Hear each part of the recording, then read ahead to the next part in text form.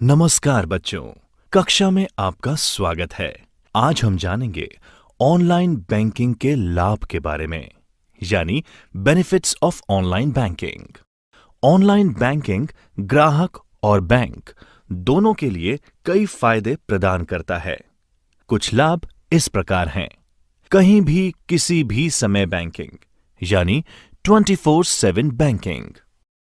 Transaction पर कम लागत या सामान्य लागत में कटौती। कम समय की लागत। बहुत सुरक्षित। पैसे तुरंत और सही जगह स्थानांतरित। घर से बैठे बैठे यूटिलिटी बिल भरना और कई अन्य सेवाओं का लाभ लेना। ऑनलाइन बैंकिंग के माध्यम से सेवाएं, सर्विसेज थ्रू ऑनलाइन बैंकिंग।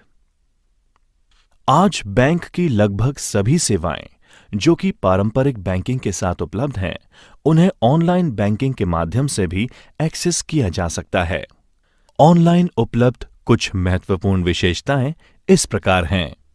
आधार प्रमाणीकरण, यानी आधार ऑथेंटिकेशन के जरिए बैंक खाता खोलना। अपने खाते की शेष राशि यानी बैलेंस अमाउंट और स्टेटमेंट की जांच करना। अपने खाते से किसी और के खाते में धन ट्रांसफर या स्थानांतरित करना। फिक्स डिपॉजिट्स और अन्य निवेश करना तथा उनका प्रबंधन करना।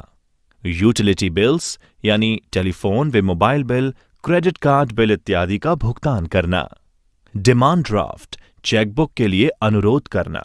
चेक का भुगतान रोकना। अपना debit card, credit card block या अनब्लॉक करना। खाता खोले जाने की प्रक्रिया, process of opening an account. एक बैंक खाता खोलने के लिए आपको सबसे पहले उस खाते के प्रकार को तय करना चाहिए जिसे आप खोलना चाहते हैं, जैसे बचत खाता यानी सेविंग्स अकाउंट, चालू खाता यानी करंट अकाउंट, आवर्ती खाता यानी एक बार फैसला करने पर आप निकटतम बैंक शाखा से संपर्क कर सकते हैं। बैंक के अधिकारी प्रपत्र यानी परफॉर्मा फॉर्म को भरने में आपकी सहायता करते हैं और आपको शाखा में एक बैंक खाता खोलने के लिए विभिन्न आवश्यक दस्तावेजों के बारे में सूचित करते हैं। नमस्कार बच्चों, कक्षा में आपका स्वागत है। आज हम जानेंगे जन धन खाता के बारे में। प्रधानमंत्री जन धन योजना भारत सरकार द्वारा अगस्त 2014 में शुरू की गई एक राष्ट्रीय योजना है जिसका उद्देश्य ये सुनिश्चित करना है कि भारत के आर्थिक रूप से कमजोर वर्गों तक वित्तीय सेवाएं जैसे बचत व जमा बैंक खाता यानी सेविंग्स व डिपॉजिट अकाउंट, प्रेषित धन यानी रेमिटेंस, क्रेडिट, बीमा, पेंशन इत्यादि किफायती तरीकों से पहुंचे। प्रधानमंत्री जन धन योजना के तहत खाते खोलने के लिए आवश्यक दस्तावेज या डॉक्यूमेंट्स इस प्रकार हैं। यदि आधार कार्ड संख्या उपलब्ध है तो अन्य दस्तावेजों की आवश्यकता नहीं है। यदि पता बदल दिया गया है तो वर्तमान पते का स्वयं प्रमाणीकरण यानी सेल्फ सर्टिफिकेशन पर्याप्त है। यदि आधार कार्ड उपलब्ध नहीं है तो इनमें से कोई भी आधिकारिक वैध दस्तावेज आवश्यक है। मतदाता पहचान पत्र यानी voter ID, driving licence, PAN card, passport और नरेगा कार्ड। यदि इन दस्तावेजों में आपका पता शामिल है तो ये पहचान का सबूत और पता यानी आइडेंटिटी एंड एड्रेस प्रूफ दोनों के रूप में काम कर सकता है। यदि किसी व्यक्ति के पास ऊपर उल्लेखित आधिकारिक वैध दस्तावेज यानी ऑफिशियली वैलिड डॉक्यूमेंट्स नहीं हैं, लेकिन उसे बैंकों द्वारा कम जोखिम यानी लो रिस्क के रूप में वर्गीकृत या क्लासिफाइड किया गया है, तो वह इनमें से किसी भी दस्तावेजों में से एक को जमा करके बैंक खाता खोल सकता है। केंद्रीय व राज्य सरकार के विभागों, वैधानिक या नियामक प्राधिकरण मतलब स्टैट्यूटरी और रेगुलेटरी अथॉरिटी, सार्वजनिक क्षेत्र के उपक्रमों, पब्लिक सेक्टर अंडरटेकिंग्स, अनुसूचित वाणिज्यिक बैंक यानी शेड्यूल्ड कमर्शियल बैंक्स और सार्वजनिक वित्तीय संस्थानों यानी पब्लिक फाइनेंशियल इंस्टीट्यूशंस द्वारा आवेदक की तस्वीर के साथ जारी पहचान पत्र या आइडेंटिटी कार्ड, व्यक्ति की एक विधिवत रूप से सत्यापित फोटो के साथ एक गैजेट अधिकारी द्वारा जारी पत्र। नमस्कार बच्चों, कक्षा में आपका स्वागत है।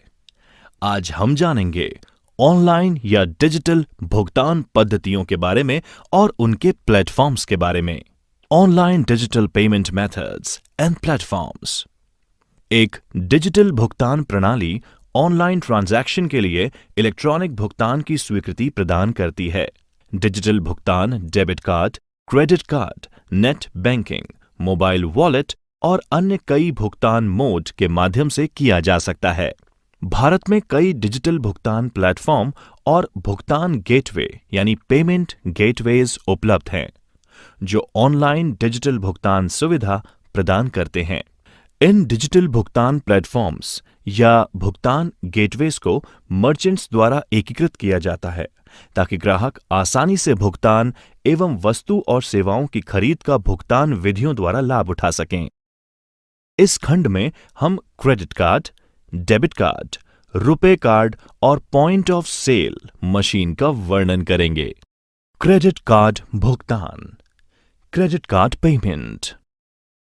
क्रेडिट कार्ड एक छोटा सा प्लास्टिक कार्ड है जो किसी बैंक या किसी वित्तीय संस्था द्वारा जारी किया जाता है, जिससे धारक सामानों या सेवाओं को क्रेडिट पर खरीद सकते हैं। ये इलेक्ट्रॉनिक पैसे का सबसे आसान रूप है जो उपलब्ध है और आज अंतर्राष्ट्रीय स्तर पर इसका व्यापक रूप से उपयोग किया जाता है। भुगतान करने के स्टेप्स टू पे online with a credit card.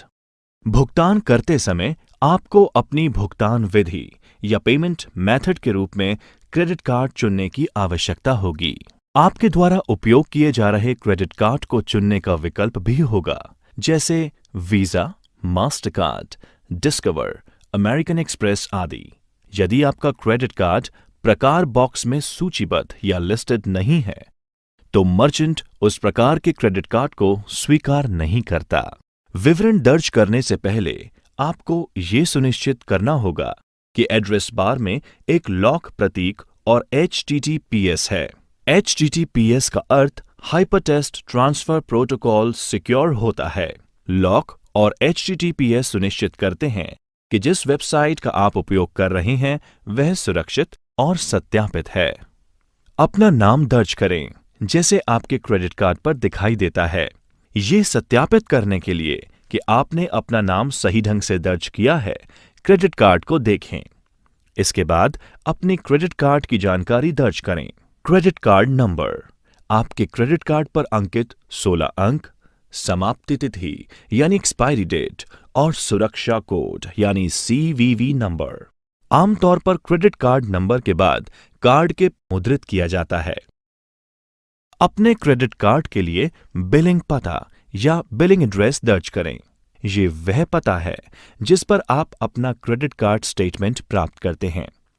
ध्यान दें कि ये पता शिपिंग एड्रेस से भिन्न हो सकता है। उदाहरण के लिए, यदि आपके स्टेटमेंट पोस्ट ऑफिस पर प्राप्त होते हैं, लेकिन आप अपने ऑर्डर को अपने घर में भेजना चाहते हैं, या अगर आप किसी को उपहार के रूप में भेजना चाहते हैं। जब आप भुगतान बटन पर क्लिक करते हैं तो आपको अपने पंजीकृत मोबाइल पर एक OTP यानी वन टाइम पासवर्ड प्राप्त होगा। प्रमाणीकरण पृष्ठ यानी ऑथेंटिकेशन पेज पर इस OTP को दर्ज करें और ट्रांजैक्शन पूर्ण करें। ट्रांजैक्शन के सफल समापन पर आपको एक ट्रांजैक्शन संदर्भ संख्या प्राप्त होगी।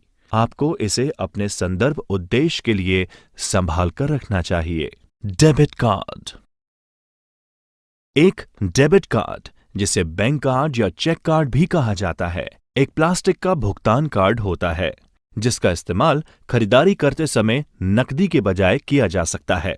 ये एक क्रेडिट कार्ड के समान है, लेकिन क्रेडिट कार्ड के विपरीत कोई ट्रांजैक्शन करते समय धन सीधे आपके खाते से ही डेबिट हो जाता है। एक डेबिट कार्ड से ऑनलाइन भुगतान करने के स्टेप्स टू पे online with a debit card. सुनिश्चित करें कि आपके खाते में पर्याप्त पैसा है। मर्चेंट वेबसाइट आपको भुगतान विधि या पेमेंट मेथड चुनने के लिए कहेगी। आपको अपनी भुगतान विधि या पेमेंट मेथड के रूप में डेबिट कार्ड चुनने की आवश्यकता होगी। कुछ मामलों में मर्चेंट वेबसाइट आपको भुगतान गेटवे या पेमेंट गेटवे पर रीडायरेक्ट करती है। विवरण दर्ज करने से पहले आपको ये सुनिश्चित करना होगा कि एड्रेस बार में एक लॉक प्रतीक और HTTPS है। HTTPS का अर्थ हाइपरटेक्स्ट ट्रांसफर प्रोटोकॉल सिक्योर होता है। लॉक और HTTPS सुनिश्चित करते हैं कि जिस वेबसाइट का आप उपयोग कर रहे हैं वह सुरक्षित और सत्यापित है। अपना कार्ड नंबर और CVV या CVC2 नंबर दर्ज करें। आपको अपने कार्ड की समय सीमा समाप्त होने वाले महीने और वर्ष दर्ज करने के लिए कहा जाएगा। कार्ड धारक का नाम भी आवश्यक हो सकता है। CVV या CVC2 संख्या आपके कार्ड के पीछे एक 3 अंकीय संख्या होती है। इसे 4 अंकों की संख्या के दाईं ओर रखा गया है। ये 4 अंकों की संख्या कार्ड संख्या की अंतिम 4 अंकीय संख्या होती है। आपको ट्रांजैक्शन प्रमाणित करने के लिए पासवर्ड की आवश्यकता हो सकती है। OTP यानी वन टाइम पासवर्ड का विकल्प भी उपलब्ध हो सकते हैं। यदि आप ये विकल्प चुनते हैं तो आपको बैंक से मैसेज या ईमेल द्वारा एक पासवर्ड भेजा जाएगा। पासवर्ड केवल एक बार उपयोग किया जा सकता है और यह केवल सीमित अवधि के लिए ही वैध रहता है। आप अपने बैंक से ट्रांजैक्शन के सफल समापन पर ट्रांजैक्शन अपडेट प्राप्त करेंगे। आपको द्वारा दिए गए भुगतान के साथ किसी भी तरह के मामले में यह उपयोगी हो सकता है। नमस्कार बच्चों, कक्षा में आपका स्वागत है। आज हम जानेंगे रुपए कार्ड पेमेंट के बारे में। रुपए और पेमेंट का एक संयोजन या कॉम्बिनेशन है। ये भारत के राष्ट्रीय भुगतान निगम यानी NPCI national payment corporation of India के द्वारा बनाया और लॉन्च किया गया है। ये कार्ड डेबिट कार्ड का एक भारतीय संस्करण है। ये देश में भुगतान प्रणालियों के एकीकरण के इरादे से बनाया गया है। रुपए डेबिट कार्ड से ऑनलाइन भुगतान करने के स्टेप्स टू पे online with a RuPay debit card. Merchant website पर जाएं और रुपए डेबिट कार्ड का उपयोग करने के लिए वेबसाइट पर कोई उत्पाद करने के बाद पेमेंट पेज पर जाएं और भुगतान विकल्प के तहत भुगतान मोड के रूप में रुपए डेबिट कार्ड चुनें। विवरण दर्ज करने से पहले आपको यह सुनिश्चित करना होगा कि एड्रेस बार में एक लॉक प्रतीक और HTTPS है। HTTPS का अर्थ हाइपरटेक्स्ट ट्रांसफर प्रोटोकॉल सिक्योर होता है। लॉक और HTTPS सुनिश्चित करते हैं कि जिस वेबसाइट का आप उपयोग कर रहे हैं वह सुरक्षित और सत्यापित है। प्रथम ट्रांजैक्शन, फर्स्ट ट्रांजैक्शन। इसके लिए पंजीकरण आवश्यक होता है। पहला ऑनलाइन ट्रांजैक्शन करने से पहले कार्ड धारक को ई-कॉमर्स के लिए सक्षम करने के लिए अपने रुपए कार्ड को पंजीकृत करना होगा। कार्ड धारक को भुगतान स्क्रीन या पेमेंट स्क्रीन पर सभी उचित रुपए कार्ड विवरण दर्ज करने होंगे, जैसे कि कार्ड नंबर, समाप्ति तिथि और CVV2, जो कि कार्ड के पीछे के 3 अंक हैं। बैंक के साथ पंजीकृत कार्ड धारक के मोबाइल नंबर, ईमेल ID और एक OTP यानी वन टाइम पासवर्ड भेजा जाएगा। ग्राहक OTP की वांछित प्राप्ति के लिए विकल्प या तो मोबाइल नंबर या ईमेल ID का चयन कर सकते हैं। ग्राहक को बैंक के साथ पंजीकृत मोबाइल नंबर या ईमेल ID पर प्राप्त OTP दर्ज करना होगा। कार्ड धारक को OTP द्वारा प्रमाणित करने के बाद कई चित्रों के मिश्रण का एक छोटा फ्रेम दिखाई देगा। कार्ड धारक को एक चित्र चुनना होता है। इस इमेज के बाद के सभी ट्रांजैक्शन के लिए याद रखना होता है। इसे पंजीकृत चित्र या रजिस्टर्ड इमेज के रूप में कहा जाता है। यदि कार्ड धारक पंजीकृत चित्र को भूल जाता है तो उसे पुनः पंजीयन करना पड़ता है। कार्ड धारक को एक वाक्यांश जो कि अधिकतम 40 वर्ण में पहचान के लिए याद रखना होता है। कार्ड धारक को एक स्वपरिवर्तनशील यानी स्क्रैम्बलिंग पिन पैड पेज दिखाया जाएगा। नमस्कार बच्चों, कक्षा में आपका स्वागत है। आज हम जानेंगे नेट बैंकिंग भुगतान के बारे में। नेट बैंकिंग पेमेंट आपके बैंक की इंटरनेट बैंकिंग सेवा का उपयोग भारत में सबसे लोकप्रिय भुगतान विधियों में से एक है। ये डेबिट कार्ड के द्वारा की गई खरीद के ही समान है, सिवाय इसके कि आप अपने इंटरनेट बैंकिंग खाते में लॉगिन करके भुगतान करते हैं। इस मामले में भी आपके द्वारा खरीदारी करने के बाद राशि तुरंत आपके बैंक खाते से काट ली जाती है। करने के स्टेप्स टू पे ऑनलाइन विथ नेट बैंकिंग। सुनिश्चित करें कि आपके खाते में पर्याप्त पैसा है। मर्चेंट वेबसाइट आपको अपने भुगतान विधि या पेमेंट मेथड के लिए पूछेगी। आपको अपनी भुगतान विधि या पेमेंट मेथड के रूप में नेट बैंकिंग को चुनना होगा। कुछ मामलों में मर्चेंट वेबसाइट आपको पेमेंट गेटवे पर पुनर्निर्देशित या रीडायरेक्ट करेगी। विवरण दर्ज करने से पहले आपको ये सुनिश्चित करना होगा कि एड्रेस बार में एक लॉक प्रतीक और HTTPS है। HTTPS का अर्थ हाइपरटेक्स्ट ट्रांसफर प्रोटोकॉल सिक्योर्ड होता है। लॉक और HTTPS सुनिश्चित करते हैं कि जिस वेबसाइट का आप उपयोग कर रहे हैं वह सुरक्षित और सत्यापित है। भुगतान पद्धति या पेमेंट मेथड के रूप में नेट बैंकिंग का चयन करते समय आपको अपने बैंक का चयन करने के लिए कहा जाएगा। ये आपका इंटरनेट बैंकिंग खाता है। फिर आपको भुगतान करने के लिए अपने बैंक की वेबसाइट पर पुनः निर्देशित किया जाएगा। अपने खाते में लॉगिन करने के लिए आपको क्रेडेंशियल्स यानी यूजर आईडी व पासवर्ड्स का उपयोग करना होगा। एक बार लॉगिन सफलतापूर्वक करने के उपरांत आपको अपनी राशि की पुष्टि करने की आवश्यकता होगी। अधिकांश वेबसाइट आपके भुगतान प्रक्रिया की सुरक्षा बढ़ाने के लिए अतिरिक्त प्रमाणीकरण के रूप में OTP यानी वन टाइम पासवर्ड का उपयोग करते हैं। OTP आपके बैंक खाते से पंजीकृत मोबाइल नंबर पर भेजा जाएगा। कुछ बैंक अतिरिक्त सुरक्षा और सुरक्षा सुविधाओं जैसे डेबिट कार्ड, पिन ग्रिड विवरण आदि भी पूछ सकते हैं। आप अपने बैंक से ट्रांजैक्शन के सफल समापन पर एक ट्रांजैक्शन अपडेट प्राप्त करेंगे। आपके द्वारा किए गए भुगतान के साथ किसी भी मुद्दे के मामले में ये उपयोगी हो सकता है। POS point of sale. Point of sale terminal यानी POS टर्मिनल एक इलेक्ट्रॉनिक उपकरण है जिसका इस्तेमाल खुदरा या रिटेल स्थानों पर कार्ड भुगतान प्रक्रिया में किया जाता है। एक POS टर्मिनल आमतौर पर सभी तरह के क्रेडिट और डेबिट कार्ड भुगतान की सुविधा देता है और ये इस प्रकार काम करता है। किसी ग्राहक के क्रेडिट या डेबिट कार्ड की जानकारी पढ़ता है।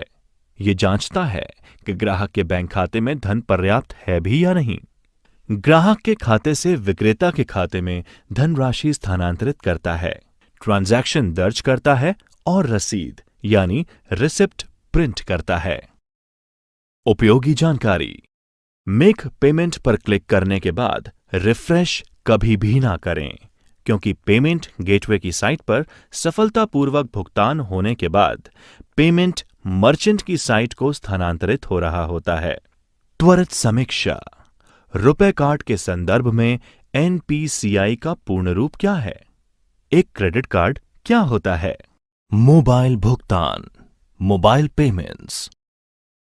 मोबाइल भुगतान या मोबाइल पेमेंट आमतौर पर मोबाइल डिवाइस से या उसके द्वारा की जाने वाली भुगतान सेवाओं से संबंधित है। इन्हें mobile money, mobile wallet, digital wallet भी कहा जाता है और ये सेवाएं फाइनेंशियल रूल्स के तहत संचालित की जाती हैं। ऐसी कई मोबाइल भुगतान सेवाएं हैं जिनका इस्तेमाल भारत में किया जा रहा है, जैसे डिजिटल या मोबाइल वॉलेट, UPI यानी यूनिफाइड पेमेंट इंटरफेस, भीम BHIM यानी Bharat interface for money, USSD यानी unstructured supplementary service data, AEPS यानी Aadhaar enabled payment system, micro ATM इत्यादि। मोबाइल वॉलेट भौतिक वॉलेट यानी फिजिकल वॉलेट का डिजिटल समतुल्य यानी इक्विवेलेंट है, जिसमें हम पैसे रखते हैं। ये एक ऑनलाइन प्लेटफॉर्म है जो उपयोगकर्ता को एक बैंक अकाउंट की तरह पैसे रखने की सुविधा देता है। किसी उपयोगकर्ता या यूजर को मोबाइल वॉलेट प्रदाता यानी प्रोवाइडर के साथ एक खाता बनाने की आवश्यकता होती है। इस मोबाइल वॉलेट खाते में डेबिट, क्रेडिट, नकदी के माध्यम से पैसे जमा किया जाता है, जिसे उपयोगकर्ता बाद में खर्च कर सकता है। बैंक खाते के माध्यम से ऑनलाइन ट्रांजैक्शन और मोबाइल वॉलेट के बीच मुख्य अंतर ये है कि बैंकों के विपरीत मोबाइल वॉलेट में प्रत्येक ट्रांजैक्शन पर कितनी भी राशि हो, कोई शुल्क नहीं देना पड़ता। इसके अलावा ग्राहक को हर ट्रांजैक्शन पर अनावश्यक कार्ड विवरण और पिन नंबर दर्ज करने की जरूरत नहीं होती। ये आसान और सुविधाजनक है क्योंकि उपयोगकर्ता को सिर्फ खाते में साइन इन कर भुगतान करना होता है। भारत में कई मोबाइल वॉलेट उपलब्ध हैं। कुछ बैंकों द्वारा और कुछ निजी कंपनियों द्वारा चलाए जा रहे हैं। ये ज्यादातर समान सेवाएं और एक ही प्रकार की ऑपरेटिंग प्रक्रिया प्रदान करते हैं। मोबाइल वॉलेट के कुछ उदाहरण हैं Paytm, SBI Buddy, FreeCharge, MobiKwik, PhonePe, Oxygen, mRupee, PayU Money, Airtel Money, Jio Money, Vodafone M Pesa, Axis Bank Lime, ICICI Pockets, speed pay इत्यादि। हम इस अध्याय में इनमें से कुछ पर चर्चा करेंगे। पेटीएम। पेटीएम को आप इसकी वेबसाइट www.paytm.com से या गूगल प्ले स्टोर से अपने स्मार्टफोन या मोबाइल पर डाउनलोड कर सकते हैं। अपने मोबाइल पर एक बार डाउनलोड और इंस्टॉल किए जाने के बाद आपको मोबाइल नंबर के साथ खुद को पंजीकृत करने के लिए पेटीएम ऐप खोलने की आवश्यकता होगी। आप पंजीकरण के बिना पेटीएम ऐप में लॉगिन भी कर सकते हैं, लेकिन फिर आप कोई ट्रांजैक्शन नहीं कर पाएंगे।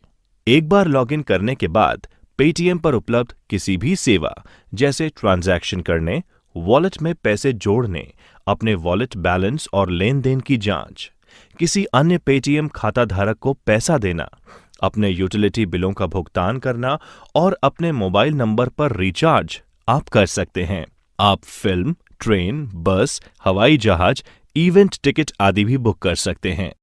आप अपने पेटीएम वॉलेट में रिचार्ज या पैसा जोड़ने के लिए credit card, debit card, net banking जैसे किसी भी तरीके का उपयोग कर सकते हैं। आप ऐड मनी कर सकते हैं और अपने वॉलेट में पैसे जोड़ने के लिए इसका चरणबद्ध तरीके से अनुसरण कर सकते हैं। भारत में कई व्यापारी हैं जो पेटीएम के माध्यम से स्वीकार करते हैं। स्टेट बैंक बडी। स्टेट बैंक बडी आपके स्मार्टफोन हेतु स्टेट बैंक ऑफ इंडिया द्वारा बनाया गया एक मोबाइल वॉलेट है। ये एक अर्धबंद यानी सेमी क्लोज्ड प्रीपेड वॉलेट है जिसका इस्तेमाल अन्य वॉलेट के उपयोगकर्ताओं या यूजर्स और बैंक खातों में कभी भी कहीं भी पैसा ट्रांसफर करने के लिए किया जा सकता है। आप स्टेट बैंक बडी गूगल प्ले स्टोर पर खोज करके इस ऐप को डाउनलोड और इंस्टॉल कर सकते हैं। एक बार इंस्टॉल होने पर आप इसे खोल सकते हैं और अपना फेसबुक अकाउंट या मोबाइल नंबर का उपयोग करके खुद को पंजीकृत कर सकते हैं। यह एप्लीकेशन हिंदी और अंग्रेजी सहित कई भाषाओं में उपलब्ध है। आप इस ऐप पर उपलब्ध ये फीचर्स उपयोग कर सकते हैं। पैसा भेजना, अपना विवरण देखना, अपने एसबीआई बडी को निजीकृत यानी पर्सनलाइज करना, प्रीपेड मोबाइल और डीटीएच रिचार्ज करना, अपने बिलों का भुगतान करना, मूवी टिकट बुक करना, ऑनलाइन मर्चेंट भुगतान करना आदि। उपयोगी जानकारी। प्रत्येक नागरिक को अपने मोबाइल वॉलेट पासवर्ड को सुरक्षित रखना चाहिए और इसे किसी के भी साथ साझा यानी शेयर नहीं करना चाहिए। ओटीपी जो कि वन टाइम पासवर्ड है, सुरक्षा सुविधा को सदैव इनेबल करके रखना चाहिए ताकि जब भी कोई व्यक्ति आपके वॉलेट में लॉगिन करने का प्रयास करे तब आपको उसकी जानकारी मिल सके। बिना सही ओटीपी दर्ज किए कोई भी व्यक्ति आपके खाते में प्रवेश नहीं कर सकता है। नमस्कार बच्चों, कक्षा में आपका स्वागत है। आज हम जानेंगे यूपीआई यानी यूनिफाइड पेमेंट इंटरफेस के बारे में। यूनिफाइड पेमेंट इंटरफेस भारत के सभी खुदरा भुगतान प्रणालियों के लिए राष्ट्रीय भुगतान निगम यानी NPCI national payment corporation of India द्वारा विकसित एक भुगतान प्रणाली है जो स्मार्टफोन के उपयोग से किसी भी दो बैंक खातों के बीच धन हस्तांतरण की अनुमति देता है। यूपीआई एक ग्राहक को बिना क्रेडिट कार्ड विवरण, आईएफएससी कोड या नेट बैंकिंग, वॉलेट पासवर्ड का विवरण दर्ज किए एक बैंक खाते से अलग अलग व्यापारियों को ऑनलाइन और ऑफलाइन भुगतान करने की अनुमति देता है। UPI application Google play store से डाउनलोड किया जा सकता है। इस ऐप को इंस्टॉल करने के बाद आपको नाम, वर्चुअल आईडी यानी भुगतान का पता, पासवर्ड इत्यादि जैसे विवरण दर्ज करके अपना प्रोफाइल बनाने की आवश्यकता होती है। इसके बाद आप add link manage bank account विकल्प पर जा सकते हैं और वर्चुअल आईडी के साथ बैंक और खाता नंबर लिंक कर सकते हैं। आपको एमपिन यानी mobile banking personal identification number तैयार करना होता है, क्योंकि ये मोबाइल के माध्यम से किसी भी ट्रांजैक्शन के लिए आवश्यक होता है। एमपिन जनरेट करने के लिए उस बैंक खाते का चयन करें जहां से आप ट्रांजैक्शन शुरू करना चाहते हैं और मोबाइल बैंकिंग पंजीकरण एमपिन जनरेट करें विकल्प का चयन करें। आपको अपने पंजीकृत या रजिस्टर्ड मोबाइल नंबर पर जारीकर्ता बैंक यानी इशूइंग बैंक से वन टाइम पासवर्ड यानी ओटीपी प्राप्त होगा। आपको डेबिट कार्ड नंबर के अंतिम 6 अंक और समाप्ति तिथि यानी एक्सपायरी डेट दर्ज करने होंगे। पसंदीदा संख्यात्मक एमपिन जो भी आपको सेट करना है दर्ज करें और सबमिट पर क्लिक करें। सबमिट करने के बाद ग्राहक एमपिन बदलने के लिए नोटिफिकेशन सक्सेसफुल या डिक्लाइंड प्राप्त करता है। पुराना एमपिन और पसंदीदा एमपिन जो सेट करना हो दर्ज करें और सबमिट पर क्लिक करें। सबमिट करने के बाद ग्राहक को नोटिफिकेशन सक्सेसफुल या डिक्लाइंड भी प्राप्त होता है। आप आत्मव्याख्यात्मक यानी सेल्फ एक्सप्लेनेटरी चरणों का पालन करके पुश यानी वर्चुअल पते का उपयोग कर धन भेजना और पुल यानी वर्चुअल पते का उपयोग करके पैसे मंगवाने का अनुरोध कर सकते हैं। प्राप्तकर्ता या अनुरोधकर्ता जो कि रिसीवर है को अपने बैंक खाते के क्रेडिट के लिए बैंक से नोटिफिकेशन और मैसेज यानी एसएमएस प्राप्त होता है। Bhim Bharat interface for money. Bhim UPI पर आधारित एक एकीकृत यानी यूनिफाइड भुगतान समाधान एप्लीकेशन है। यदि आपने अपने बैंक खाते पर यूपीआई आधारित भुगतानों के लिए साइन अप किया है जो आपके मोबाइल नंबर से भी जुड़ा हुआ है, तो आप डिजिटल ट्रांजैक्शन करने के लिए भीम ऐप का उपयोग करने में सक्षम होंगे। इसमें वे सभी भारतीय बैंक शामिल होते हैं जो तत्काल भुगतान सेवा के आधार पर बने प्लेटफॉर्म का उपयोग करते हैं और उपयोगकर्ता को ये अनुमति देते हैं। भीम ऐप का उपयोग करने के तरीके के बारे में हम यहां पर चरण दर चरण यानी स्टेप बाय स्टेप जानेंगे। एंड्रॉयड या आईओएस उपयोगकर्ता भीम ऐप की खोज प्ले स्टोर या ऐप स्टोर पर करके इसे डाउनलोड कर सकते हैं। एप्लीकेशन इंस्टॉल करें और अपनी भाषा चुनें। ऐप आपको एसएमएस के उपयोग से अपना फोन नंबर सत्यापित यानी ऑथेंटिकेट करने के लिए संकेत देगा। इसके उपरांत नेक्स्ट पर क्लिक करें और सत्यापन प्रक्रिया पूरी होने तक प्रतीक्षा करें। एक बार सत्यापन पूर्ण हो जाने पर 4 अंकों का पासकोड दर्ज करें।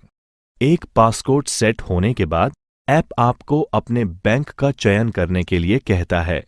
एक बार बैंक का चयन करने के बाद ऐप आपको फोन नंबर का उपयोग करके आपके विवरण को स्वचालित रूप से उठाता है। प्राइमरी बैंक खाते का चयन करें जो आपके सभी लेन देन यानी ट्रांजैक्शंस के लिए उपयोग किया जाना है। ऐप 3 विकल्प दिखाता है। सेंड यानी भेजें, रिक्वेस्ट यानी अनुरोध करें और स्कैन या पे यानी स्कैन या भुगतान करें। ध्यान रहे कि ट्रांजैक्शन केवल सत्यापित फोन नंबर्स के बीच ही संभव है। किसी को भी पैसे भेजने के लिए अपने फोन में वह नंबर और स्थानांतरित होने वाली राशि टाइप करें। ऐप आपको अपने एमपिन यानी mobile banking personal identification number को दर्ज करने के लिए कहेगी। आमतौर पर यह एक 4 या 6 अंकों का कोड होता है जो कि मोबाइल ट्रांजैक्शन को प्रमाणित करता है। इसी तरह आप अपने फोन नंबर का उपयोग करके किसी से धन मंगवाने का अनुरोध भी कर सकते हैं।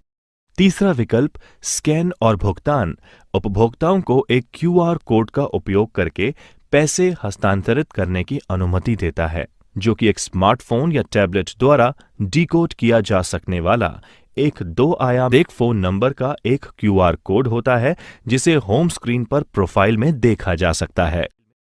यूएसएसडी ये सेवा बुनियादी सुविधा युक्त मोबाइल फोन यानी बेसिक फीचर फोन का उपयोग करके मोबाइल बैंकिंग ट्रांजैक्शन की अनुमति देता है। यूएसएसडी सेवाओं का उपयोग करने के लिए आपके पास इंटरनेट कनेक्शन या स्मार्टफोन होना आवश्यक नहीं है। यह सेवा अपने मोबाइल पर एक संख्या *99# डायल करके इस्तेमाल की जा सकती है, जो सभी दूरसंचार सेवा प्रदाताओं यानी टेलीकॉम सर्विस प्रोवाइडर्स में एक समान होता है और मोबाइल स्क्रीन पर प्रदर्शित इंटरैक्टिव मेन्यू से ये सेवा काम करती है। यह हिंदी और अंग्रेजी सहित कई भाषाओं में उपलब्ध है। यूएसएसडी में धन ट्रांसफर की एक सीमा होती है जो हर बैंक के लिए भिन्न होती है। ये सेल्फ सर्विस मोड पर चलता है और आपको ट्रांजैक्शन के लिए मोबाइल मनी पहचानकर्ता यानी MMID, मोबाइल मनी आइडेंटिफायर और एमपिन की आवश्यकता पड़ेगी। यूएसएसडी पर उपलब्ध कुछ सेवाएं हैं: बैलेंस पूछताछ, balance enquiry, mini statement, fund transfer, MMID जानें, एमपिन बदलें, OTP उत्पन्न करें। उपयोगी जानकारी: MMID यानी मोबाइल मनी आइडेंटिफायर पंजीकरण के बाद बैंक द्वारा जारी की जाती है। रेमिटर ग्राहक जो पैसा भेजना चाहते हैं और बेनिफिशियरी ग्राहक जो धन प्राप्त करना चाहते हैं।